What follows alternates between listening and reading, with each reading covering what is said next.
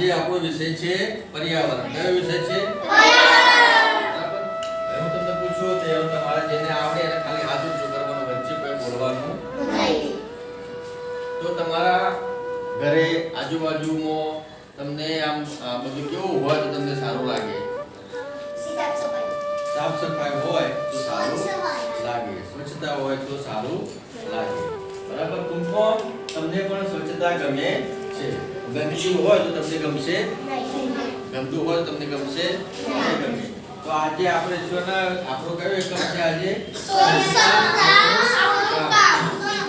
હંમેશા આપણે સ્વચ્છતા ઉપર ભાર મૂકવાનો.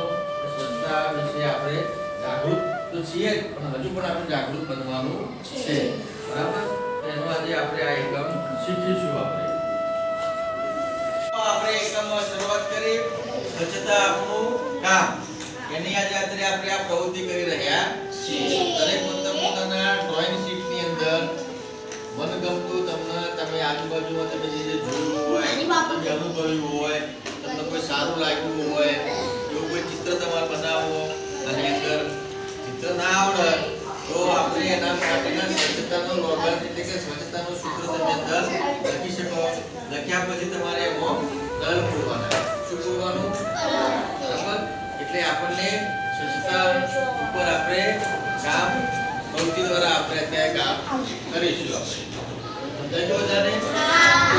આપણે આ પ્રવૃત્તિ